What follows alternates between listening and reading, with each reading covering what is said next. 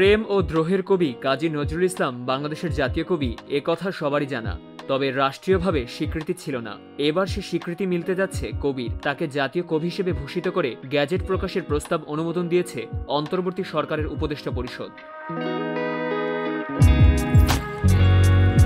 বৃহস্পতিবার প্রধান উপদেষ্টার কার্যালয়ে উপদেষ্টা পরিষদের বৈঠকে এ অনুমোদন দেওয়া হয়।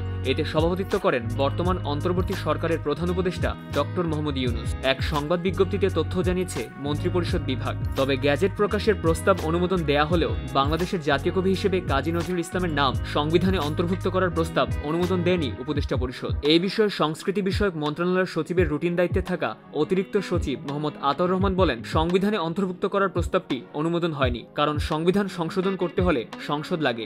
এখন তো সে অবস্থা নেই। যখন সংবিধান সংশোধনের বিষয়টি আসবে তখন এটি সেখানে অন্তর্ভুক্ত করার পদক্ষেপ নেওয়া হবে।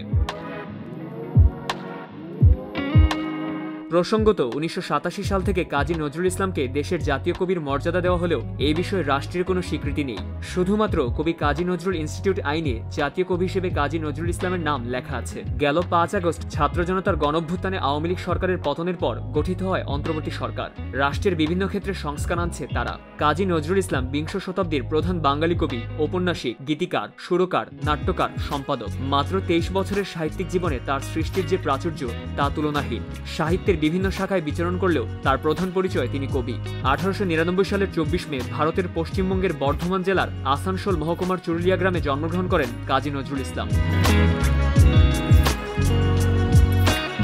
তার উল্লেখযোগ্য রচনাবলী রণসঙ্গীত, চল চল চল, ছোট গল্প ব্যথার দান, রিক্তের বেদন, শিউলিমালা, উপন্যাস বাঁধনহারা, মৃত্যুখোদা, কুহেলিকা, কবিতা প্রলয়োল্লাস, আগমনী, খেয়াপাড়ের তরণী, বিদ্রোহী, কামাল পাশা, খুকি ও কাঠবিড়ালি, লিচুচোর, খাদু দাদু, আনোয়ার, রণভেরি, কোরবানি ও মহররম। কাজী নজরুল ইসলাম জগত্তারিণী স্বর্ণপদক, স্বাধীনতা পুরস্কার, ২১শে পদক, পদ্মভূষণ, ঢাকা বিশ্ববিদ্যালয়ের সম্মানসূচক ডিলিট উপাধি পেয়েছেন।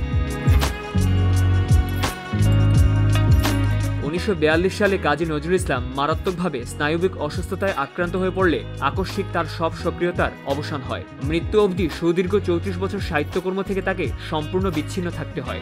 বাংলাদেশ সরকার ১৯৭২ সালে তাকে সপরিবারে কলকাতা থেকে ঢাকায় নিয়ে আসে। ১৯৭৬ সালে তাকে বাংলাদেশের নাগরিকত্ব দেওয়া হয়। সে বছরই ২৯ আগস্ট মৃত্যুবরণ করেন তিনি। News desk, focus TV.